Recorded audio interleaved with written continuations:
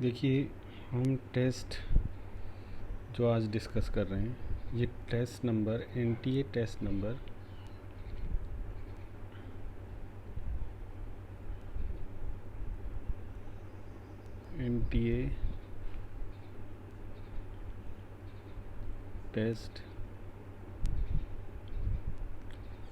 57 को ले रहे हैं।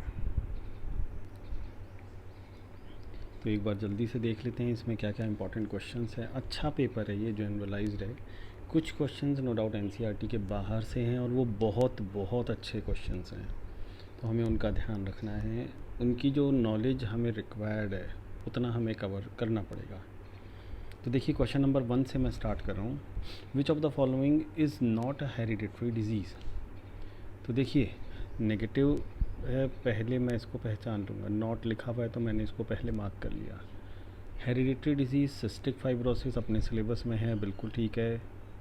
थैलेसीमिया, ये भी आप जेनेटिक्स वाले चैप्टर में पढ़ते हैं, हेरिडिटरी है। हीमोफीलिया, ये भी एक जेनेटिक डिसऑर्डर है। तो क्रेटिनिज्म जो है वो जेनेटिक डिसऑर्डर नहीं है।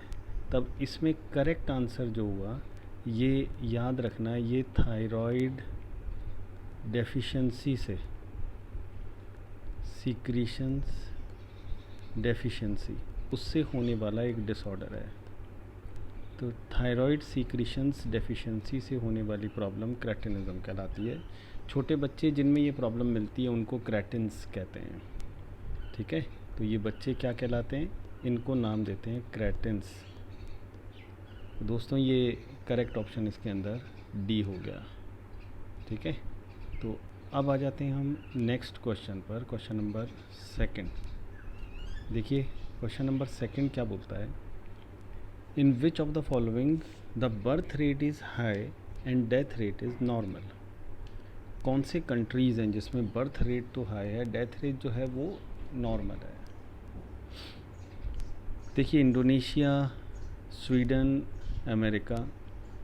अब देखिए, इसमें हमारे कंट्री में और मोरक्को में ये कंडीशन है कि बर्थ रेट जो है वो बहुत बहुत ज़्यादा है डेथ रेट के कंपैरिजन में, और डेथ रेट जो है वो कम है।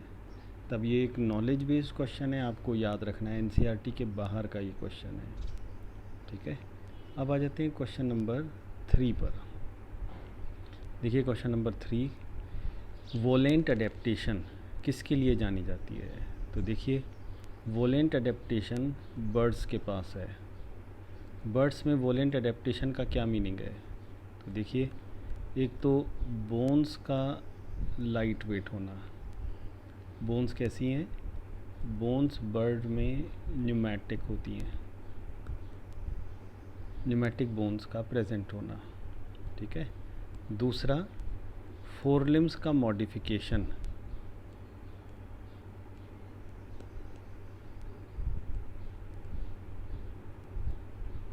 ये किस में हुआ है, forelimbs are modified into wings. तो एक ये मॉडिफिकेशन इनको देखने को मिला है। फिर इसके बाद स्ट्रीमलाइन बॉडी का प्रेजेंट होना। तो बर्ड्स में बॉडी जो है वो स्ट्रीमलाइंड होती है। स्ट्रीमलाइन बॉडी का प्रेजेंट होना, ये भी एक वोलेंट अडेप्टेशन है ना।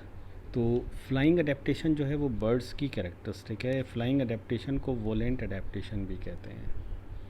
तो वोलेंट, ये भी मैं यहाँ पर बता देता हूँ आपको।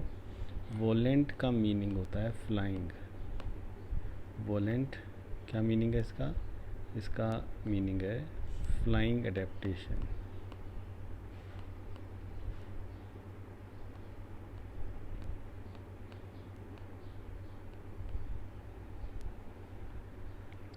देखिए, इसके बाद हम क्वेश्चन नंबर 3 पर आते हैं। क्वेश्चन नंबर 8 पर आते हैं। 3 हमने अभी कवर किया। ज़ूलॉजी में नेक्स्ट क्वेश्चन जो है वो क्वेश्चन नंबर 8 है। शाइज़ोसीलोमेट और एंटेरोसीलोमेट्स। देखिए, जब भी हम एनिमल्स को सीलोम्स के बेसिस पर डिवाइड करते हैं तो सीलोम पर बेस्ड हम 2 तरह के एनिमल्स को पहचानते हैं। कौन कौन से, एक कहलाते हैं शाइज़ोसीलोमेट,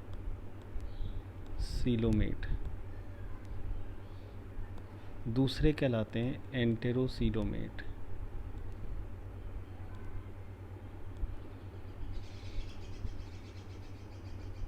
ये दो तरह के हैं, शाइज़ो और एंटेरोसीलोमेट। शाइज़ोसीलोमेट में सीलोम कैसे बनती है? तो सीलोम का फॉर्मेशन किससे होता है? तो ये भी याद रखना है, स्प्लिटिंग ऑफ मीज़ोडर्म से, मीज़ोडर्मल सेल्स, इनकी स्प्लिटिंग से ये सीलोम डेवलप होती है। एंटेरोसीलोमेट में सीलोम कैसे डेवलप होती है? तो ये मैं आपको बता देता हूँ। इसमें सीलोम का development pouching of alimentary canal, इससे ये सीलोम डेवलप होती है। तो पाउचिंग ऑफ एलिमेंट्री कैनाल, उससे डेवलप होने वाली सीलोम ये कहलाएगी एंटेरोसीलोम। तो हम इसको एंटेरोसीलोम नाम देंगे। दोस्तों, इसमें सही ऑप्शन या सही आंसर जो मैं बात कर रहा हूँ, तब उसके अकॉर्डिंग देखें तो शाइज़ो और एंटेरोसीलोम ये कहाँ पर एग्जिस्ट करते हैं? तो ये दोनों ट्रू सीलोमेट कंडीशन लिए हुए टर्म्स हैं। तब शाइज़ोसीलोमेट कंडीशन ये मिलती है एनेलिडा, ठीक है, आर्थ्रोपोडा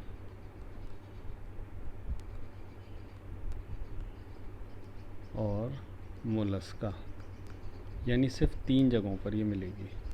एंटेरोसीलोम की शुरुआत किससे हुई है? इसकी शुरुआत हुई है एकाइनोडर्मेटा से, फिर उसके बाद ये मिली है हेमीकॉर्डेटा में, और फिर ये एडवांस टाइप की सीलोम कॉर्डेटा के अंदर भी मौजूद है। तो देखिए आप, ये एंटेरोसीलोमेट कंडीशन लिए हुए और ये शाइज़ोसीलोमेट, ठीक है। तब इसके अकॉर्डिंग ट्रू सीलोमेट ये ग्रुप्स हैं। देखिए अब नेक्स्ट क्वेश्चन पर आते हैं, क्वेश्चन नंबर 10 पर। Question number 10, select the option regarding the BOD, biological oxygen demand of sewage. किस किस का है? एस यहाँ पर सीवेज को बता रहा है, distillery effluent DE, paper mill effluent PE, sugar mill effluent SE के नाम से जाना जाता है। देखिए, हमेशा शुगर मिल में सबसे ज़्यादा पॉल्यूटेंट या ऑर्गेनिक कंटेंट मिलेगा। तो BOD किसके ऊपर डिपेंड करता है? जितना ऑर्गेनिक कंटेंट कम होगा उतना BOD कम होगा, जितना ऑर्गेनिक कंटेंट ज़्यादा है उतना BOD भी ज़्यादा मिलेगा, ठीक है। तो हमें क्या करना है, BOD ऑफ सीवेज, इसका एक असेंडिंग ऑर्डर ये हमें मेंटेन करना है। तो असेंडिंग ऑर्डर इसमें सबसे ज़्यादा BOD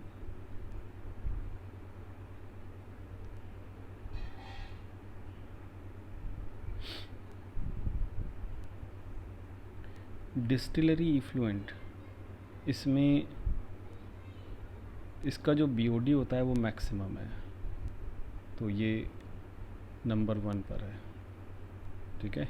उससे कम SE, उससे कम PE, फिर उससे कम S। तो देखिए इसमें डिस्टिलरी इफ्लुएंट है ना, मैं वापस से इसको बता रहा हूँ, इसका ये मैं कंफ्यूज कर गया था, ये अल्कोहल इंडस्ट्री का इफ्लुएंट है, तो ये नंबर 1 पर आएगा, ठीक है। फिर उसके बाद शुगर इंडस्ट्रीज़ का नंबर 2 पर जाएगा, फिर पेपर मिल इंडस्ट्री का नंबर 3 पर जाएगा, और लास्ट में जाएगा सीवेज का। तो देखो, जिसको हम सबसे बड़ी प्रॉब्लम मानते हैं सीवेज, उस एक्चुअल में वो उतनी बड़ी प्रॉब्लम नहीं है। बाकी इंडस्ट्रीज़ से निकलने वाला जो वेस्ट है वो बहुत बड़ी प्रॉब्लम है। तब करेक्ट आंसर इसमें B हो गया। अब आ जाते हैं क्वेश्चन नंबर 12 पर। The alkaloid cocaine is obtain from. तो देखिए, याद रखना है, कोकेन एल्केलॉइड हमेशा लीफ से निकलते हैं, ये याद रखना है। अब ये NCERT बेस नहीं है, लेकिन फिर भी बहुत इम्पॉर्टेंट है। क्यों? ये एकदम बेसिक इन्फॉर्मेशन यहाँ पर आपकी चाहिए, कि भाई इसकी लीव्स को चबा पाते हैं या नहीं। तो आउट ऑफ एनसीईआरटी का ये क्वेश्चन है, लेकिन बहुत बहुत अच्छा है। तो कोकीन जो है वो लीव्स से निकाली जाती है, इरिथ्रोजाइलोन कोका की लीव्स से। तब correct option C. Important question है, अच्छा क्वेश्चन है। देखिए अब क्वेश्चन नंबर 13 को देखते हैं। In alveoli of the lungs the air at the site of gas exchange is separated from the blood by alveolar epithelium and capillary endothelium।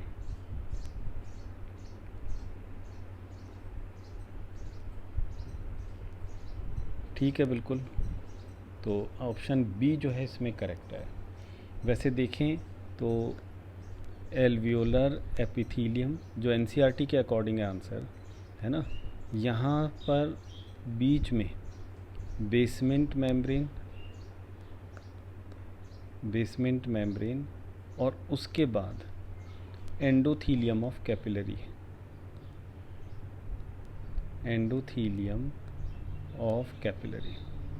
तो ये इसके अकॉर्डिंग अगर अपन देखेंगे तो आंसर जो है वो सही जाएगा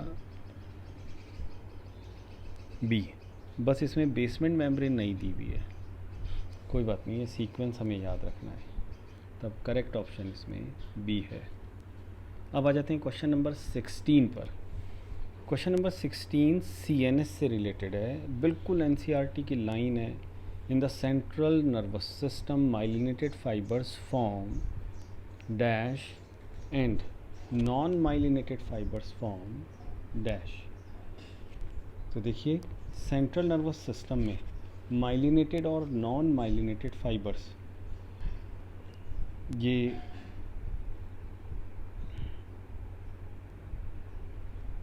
देखो एनसीईआरटी में इसके लिए क्या लिखा है, मैं एक बार जल्दी से वो भी पढ़ देता हूँ।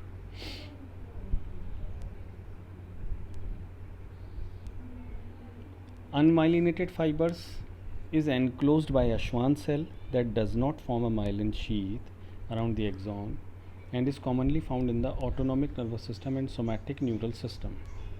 Myelinated nerve fibers are found in spinal and cranial nerves। ठीक है, अब ये बनाते क्या हैं, है ना, इसको अपन देख रहे हैं। तो there are two types of axons, namely myelinated and non myelinated. Myelinated nerve fibres are enveloped with Schwann cells. ठीक है, तब ये जो माइलिनेटेड फाइबर्स हैं ये बनाते हैं ग्रे मैटर, नॉन माइलिनेटेड जो है वो वाइट मैटर बनाते हैं।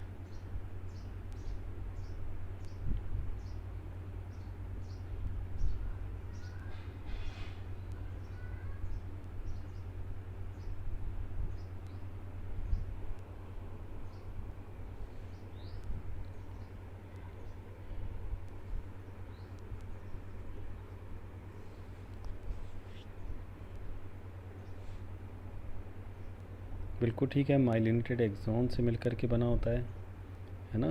तो इसमें करेक्ट ऑप्शन जो है वो ऑप्शन बी है।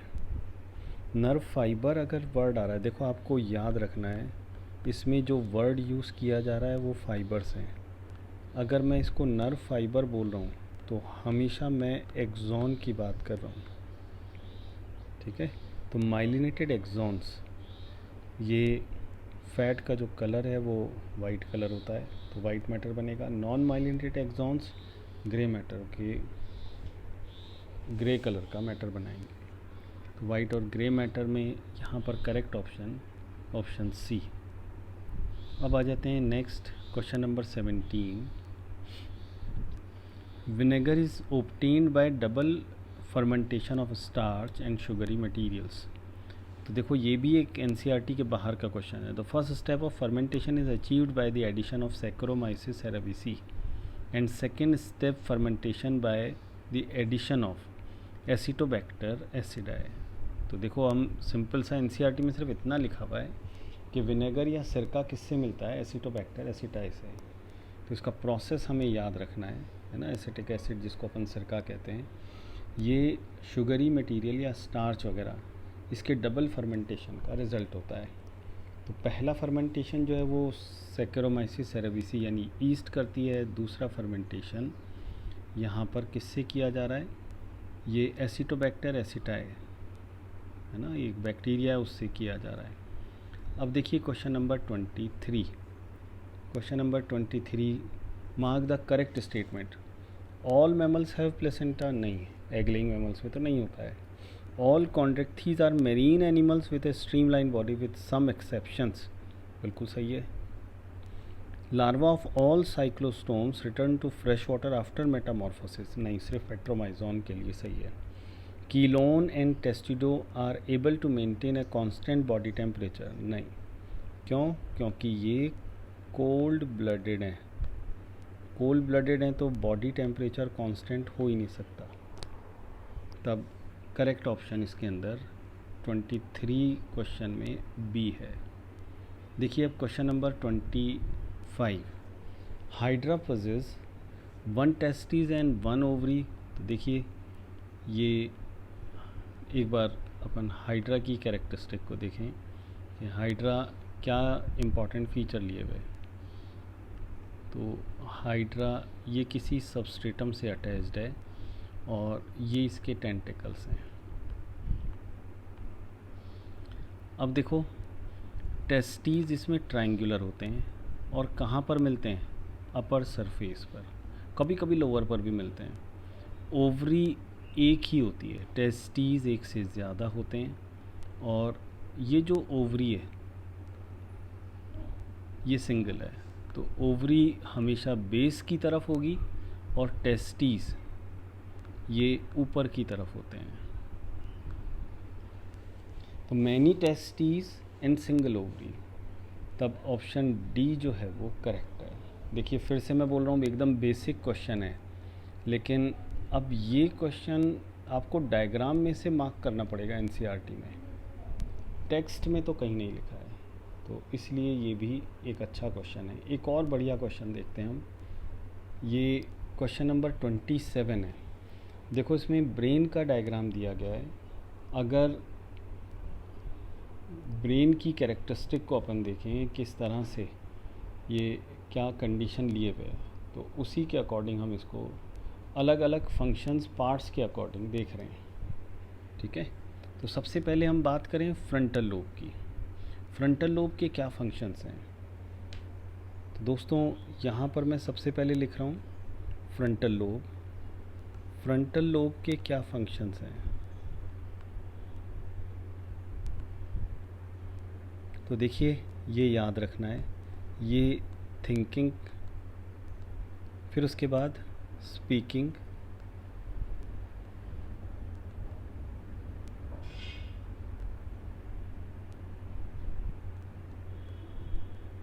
And memory.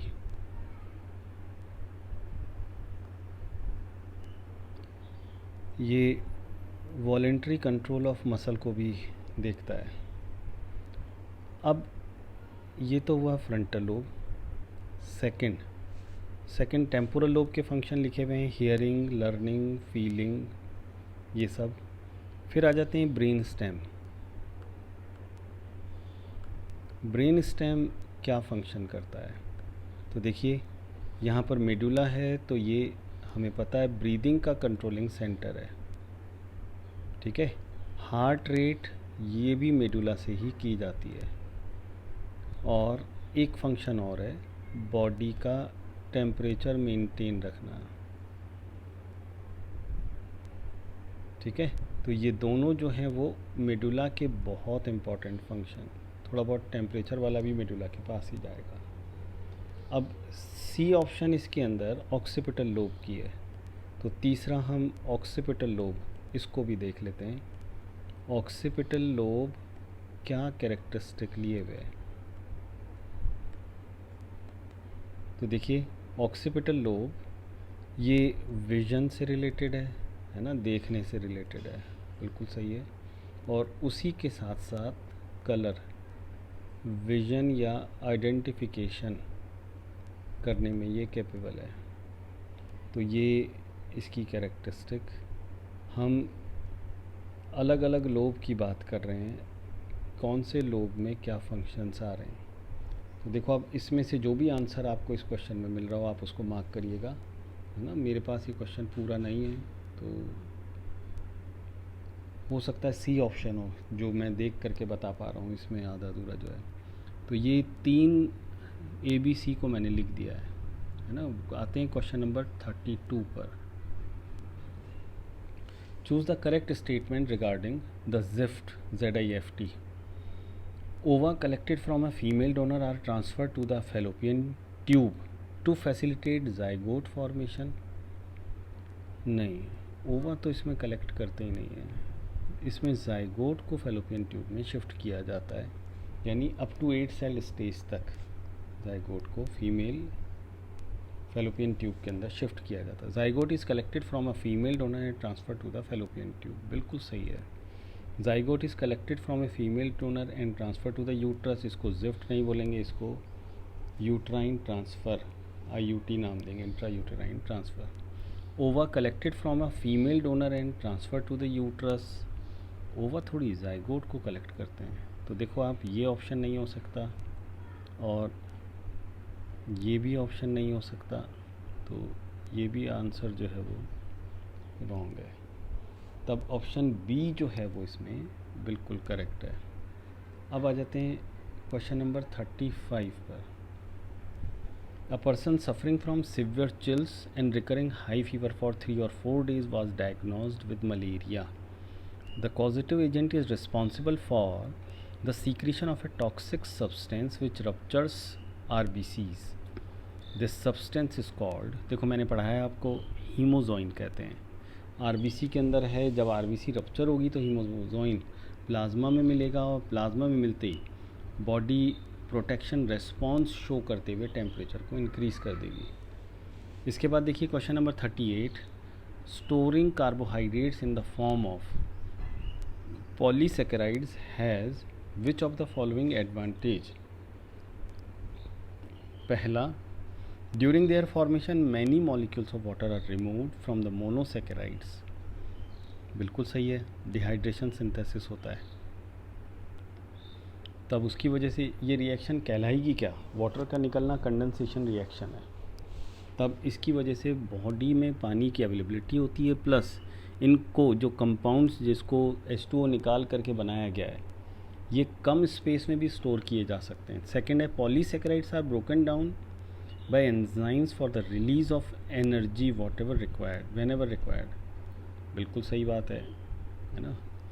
Unlike small carbohydrates, polysaccharides are relatively easy to store, ये भी सही है। तो ऑप्शन डी इसके अंदर करेक्ट हो गई, है ना।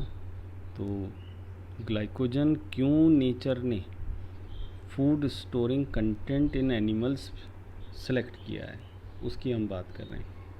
Which of the following males are not heterogametic? तो देखिए, मेल ZZ और फीमेल XZ या YZO,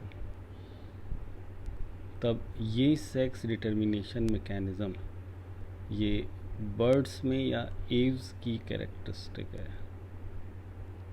नॉट heterogametic, ठीक है। तो ये एव्स बर्ड्स में ये सही आंसर है। फिर इसके बाद आ जाते हैं हम क्वेश्चन नंबर 40 पर। In the evolution of man several changes occurred in the ancestral characters, which one of the following changes is irrelevant in this context. Loss of tail from body हुआ है ये, increase in the ability to communicate with others and developed community behavior, बिल्कुल सही है। arboreal mode of lifestyle, perfection in the structure and working of hand for tool making। तो देखो कौन सा irrelevant है, आंसर सही आंसर सी है।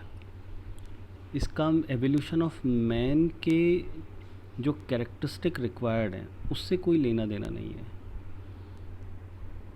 बाकी सब में देखिए कुछ ना कुछ बॉडी में चेंज आ रहा है, डेवलपमेंट हो रहा है।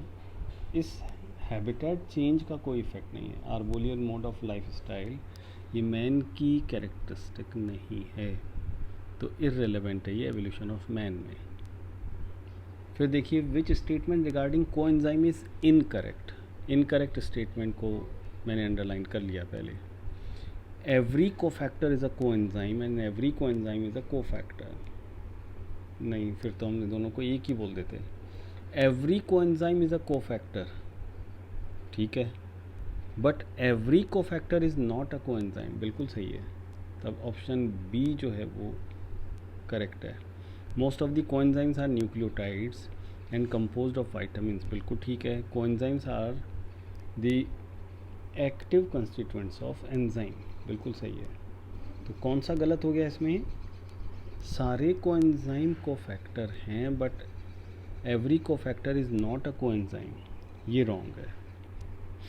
डिपेंड करता है कि एपो एंजाइम के साथ बॉन्ड कौन सा बना रहे हैं, लूज बॉन्ड बना रहे हैं या टाइट बॉन्ड, उसके अकॉर्डिंग हम कोफैक्टर को कोएंजाइम को कोफैक्टर बोल सकते हैं।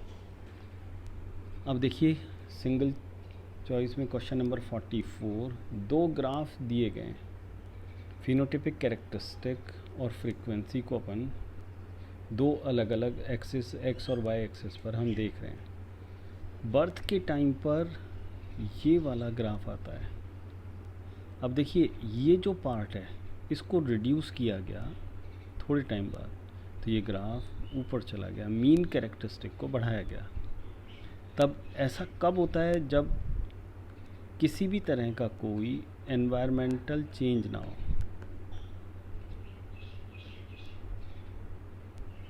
मतलब कोई एनवायरमेंटल चेंज नहीं है ना, यानी कांस्टेंट एनवायरमेंटल कंडीशन है। ऐसा ग्राफ कब बनेगा? जब उस पॉपुलेशन में कोई एवोल्यूशन नहीं हो रहा हो। तो ये स्टेबलाइजिंग सिलेक्शन को तो शो करता ही है, एवोल्यूशन को भी अपोज करता है, एवोल्यूशन के नहीं होने को इंडिकेट करता है। देखिए अब which of the following pair is correctly matched, question number 47 पर आ रहे हैं। Anaphase 1 homologous chromosomes are separated. देखिए ये 2-3 बार क्वेश्चन आ गया है। होमोलोगस क्रोमोसोम्स एनाफेज 1 में अलग होते हैं, एनाफेज 2 के अंदर सेंट्रोमियर डिवाइड हो चुके होते हैं, ठीक है, सेंट्रोमियर का डिवीजन देखने को मिलता है। तो ये मियोसिस से रिलेटेड है। होमोलोगस क्रोमोसोम का सेपरेट होना हैप्लॉइडी को डेवलप कर देता है। तब क्वेश्चन नंबर 47 में करेक्ट ऑप्शन ए। देखिए अब आ जाते हैं हम क्वेश्चन नंबर 53। फिर से देखिए इनकरेक्ट को हम पहले से अंडरलाइन कर लेंगे। Choose the incorrect statement from the following. 12 pairs of ribs are present, correct है या इनकरेक्ट? ये तो करेक्ट है। Ribs dorsally articulate with sternum, नहीं, डॉर्सली तो वर्टिबल कॉलम से ज्वाइन करेंगे, वर्टिबल कॉलम हमारी डॉर्सल साइड पर होता है। रिब्स आर नॉट बाइसेफेलिक, ये भी रॉन्ग हो गया, सिर्फ बाइसेफेलिक रिब्स होती हैं। Ribs are attached with sternum with the help of hyaline cartilage, ये सही है। तो ए और डी दो ठीक हैं, बी और सी ये दो रॉन्ग है। तब हमें इनकरेक्ट पहचानना है, तो बी इसमें सही ऑप्शन हुआ। अब आ जाते हैं क्वेश्चन नंबर 44 पर।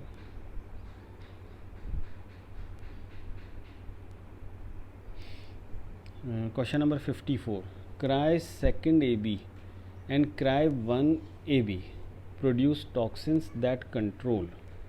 तो देखिए क्राई 1 ए बी और cry second A B cotton bollworm और कॉर्न बोरर इसके लिए बनाए गए हैं। बहुत अच्छा एनसीईआरटी बेस्ड क्वेश्चन है, सीधे ही आपको ये आंसर एनसीईआरटी में मिल जाएगा, ठीक है। तो cry 1 A B, cry second A B, अगर इसमें क्राई 1 ए सी होता तो वो सेकेंड ए बी के साथ ही आ जाता, तो कॉटन बोलवर्म के साथ वो अटैच होता। तब ऑप्शन ए इसके अंदर बिल्कुल करेक्ट है। देखिए इसके बाद हम बात करते हैं क्वेश्चन नंबर 56 की। Which of the following is the use of biotechnology in modern agriculture. पहला, dependency of crops on chemical pesticides has reduced, बिल्कुल ठीक है। Genetic modification has made the crops more tolerant to abiotic stress, बिल्कुल ठीक है। Have reduced post harvestal loss, ये भी correct है। तो इसमें करेक्ट ऑप्शन डी है। सिंपल क्वेश्चन है, एनसीईआरटी के ही स्टेटमेंट दिए गए हैं। तो अब देखते हैं हम question number 58। Odd one out देखना है। ह्यूमरस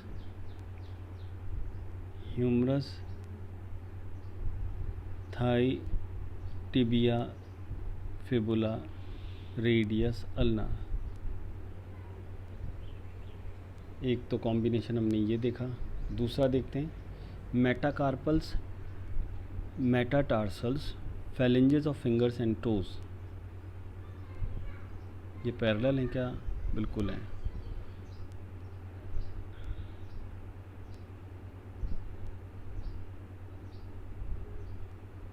देखिए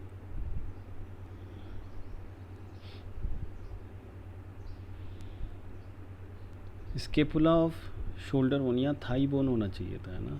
अगर ये बोन लिखा हुआ होता तो ये बिल्कुल प्रॉपर मैच कर रहा है। Scapula of shoulder bone, sternum, cranial bones, vertebrae.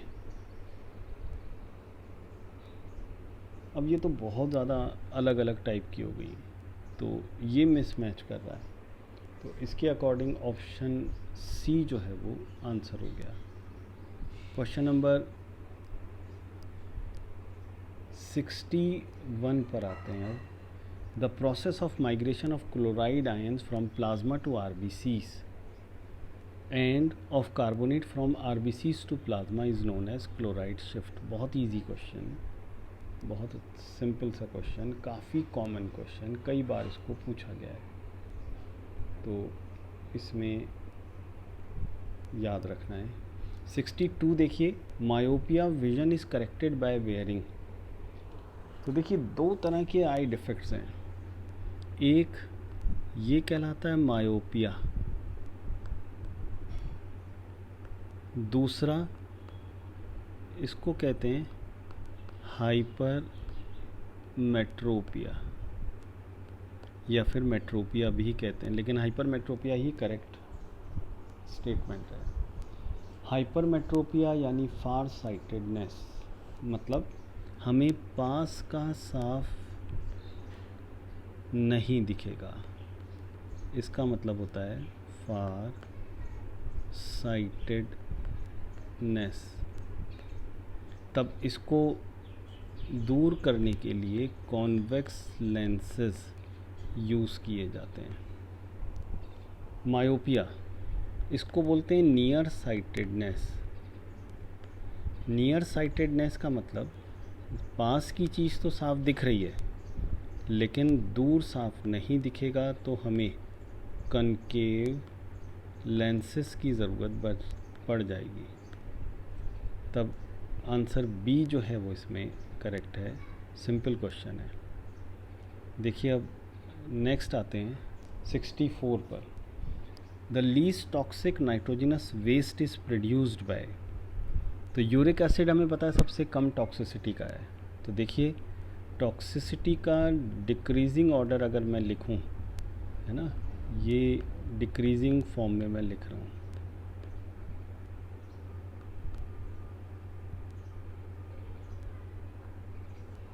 तो एक आ रहा है यूरिक एसिड,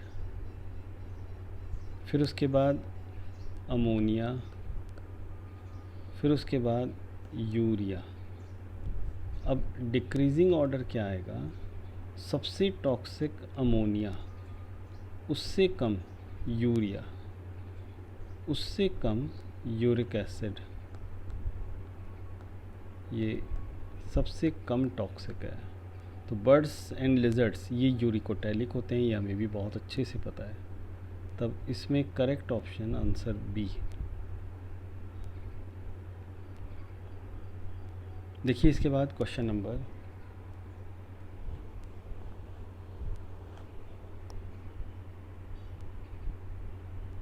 67 को देखते हैं।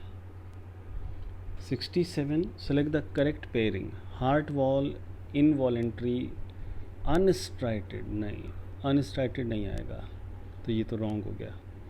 Biceps of upper arm, voluntary, voluntary नहीं, वॉलेंट्री है, अनस्ट्राइप नहीं है, तो ये भी रॉन्ग हो गया। Abdominal wall, involuntary striated muscle, abdominal wall voluntary striated muscles होती हैं। आइरिस, इनवॉलेंट्री अनस्ट्राइटेड मसल्स, बिल्कुल ठीक है। तब आंसर बी जो है वो डी, आंसर डी जो है वो करेक्ट ऑप्शन है। देखिए अब इसके बाद question number 69, the declining phase of population occurs when. Population कब घटेगी? जब मरने वालों का नंबर पैदा होने वालों से ज़्यादा हो। बहुत सिंपल सा ये लॉजिक है, बहुत इजीली हम इसको आंसर कर सकते हैं। तो ऑप्शन ए के अलावा कोई और पॉसिबल नहीं है, तो 69 में ऑप्शन ए करेक्ट है।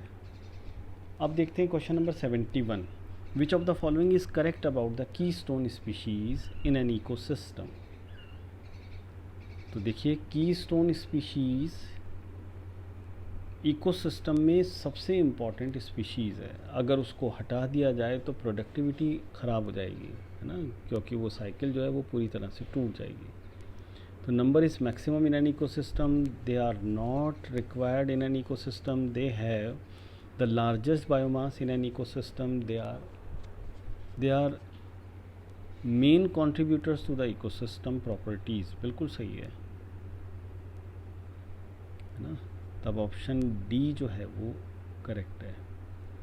अब आ जाते हैं क्वेश्चन नंबर 72 पर, match the hominids with their correct brain size. तो देखो आप, ये क्वेश्चन पहले पूछा जा चुका है, हमें अच्छे से पता होना चाहिए। होमो सेपियन, होमो इरेक्टस, होमो निएंडरथालेंसिस, होमो हैबिलिस। अब इसमें होमो हैबिलिस की सबसे कम है, तो होमो हैबिलिस ये थर्ड के साथ मैच कर रहा है। होमो निएंडरथालेंसिस हमारे बराबर है, तो होमो सेपियन की और होमो निएंडरथालेंसिस इनकी बराबर है। होमो इरेक्टस ये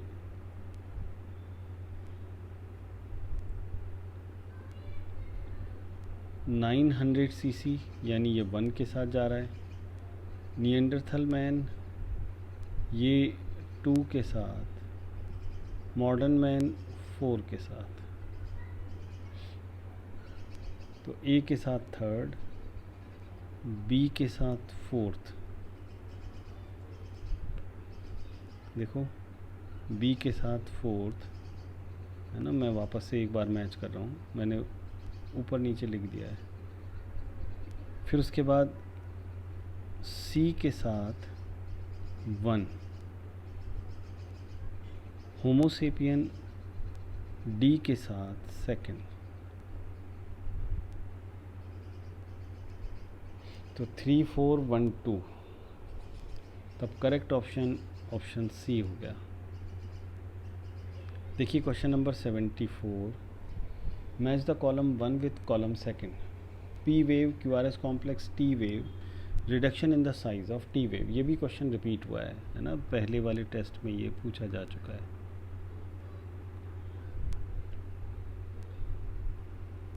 तो देखिए ये क्वेश्चन पूछा जा चुका है।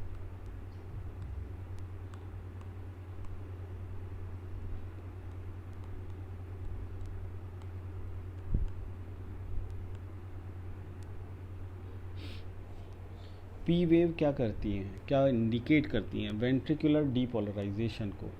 अब वेंट्रिकुलर डीपोलराइजेशन कहाँ लिखा है? ये 1, तो पी वेव 1 के साथ मैच कर रहा है। Q R S complex ventricular depolarization को बता रहा है। फिर से सुनो, वापस से मैं बता रहा हूँ।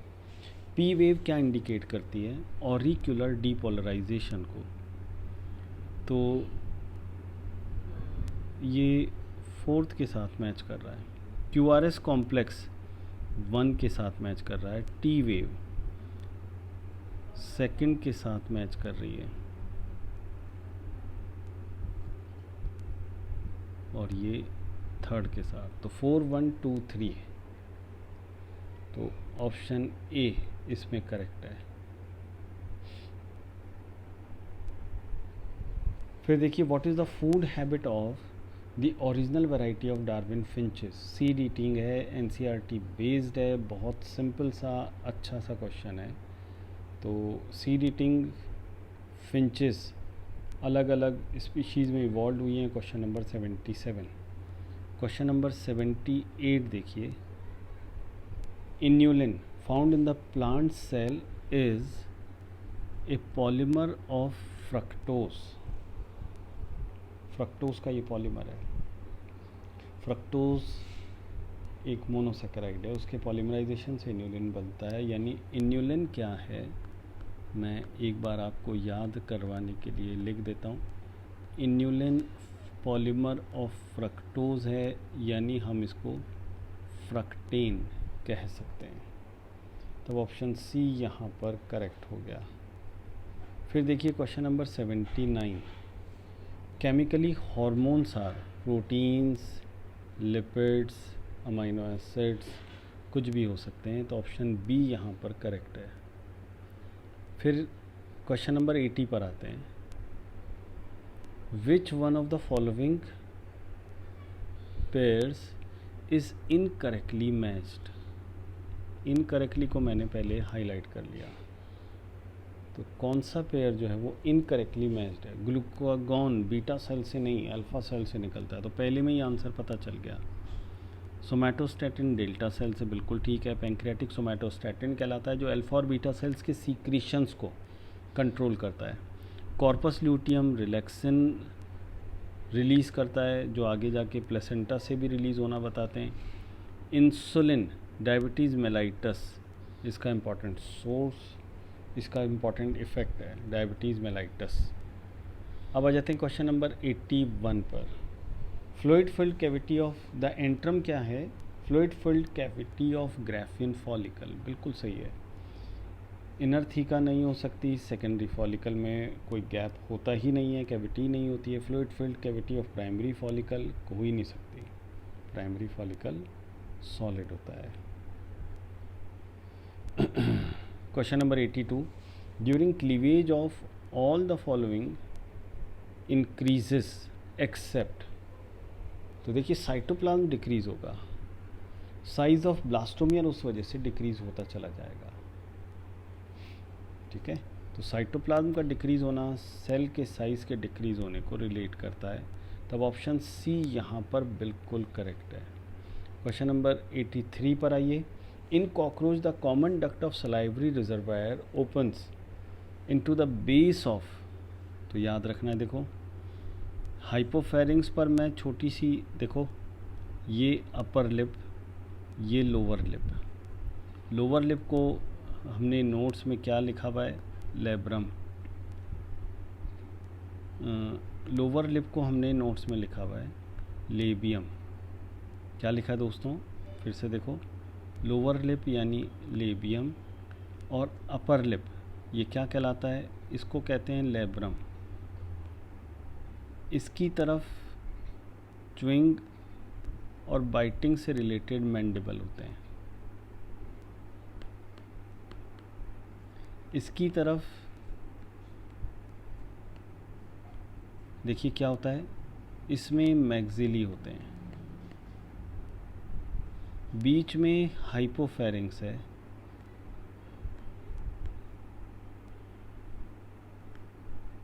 और इस हाइपोफेरिंग्स पर सलाइवरी डक्ट की ओपनिंग है। तो हाइपोफेरिंग्स पर सलाइवरी डक्ट की ओपनिंग प्रेजेंट होती है ना। ये जो डायग्राम है ये मैंने माउथ पार्ट्स का बनाया है।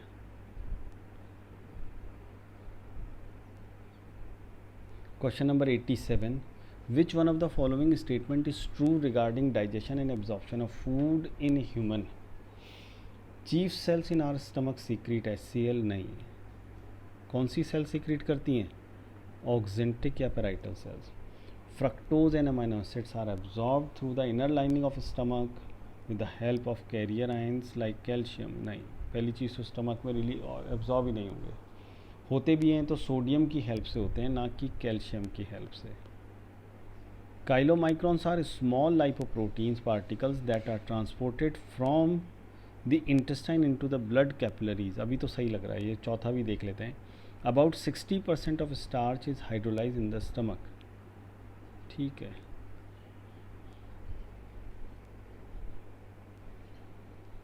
ना। स्टार्च का डाइजेशन तो स्टमक में होता ही नहीं है। तब एक ही चीज़ बिल्कुल करेक्ट है और ऑप्शन सी। तो सही आंसर 87 क्वेश्चन में ऑप्शन सी जो है वो करेक्ट है, बाकी सब कहीं ना कहीं पर गड़बड़ हैं, रॉन्ग स्टेटमेंट्स हैं। अब देखिए, there is no DNA, 90th यानी लास्ट क्वेश्चन। मेच्योर आरबीसी में न्यूक्लियस होता है क्या? तो देखिए, कोई न्यूक्लियस नहीं है, और इस वजह से कोई डीएनए भी नहीं है। तो दोस्तों, ये हमने एनटीए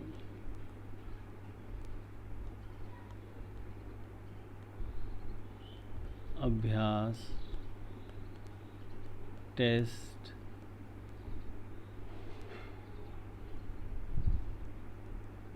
(57) जो भी रिलीज़ हुआ है उसको हमने डिस्कस किया है।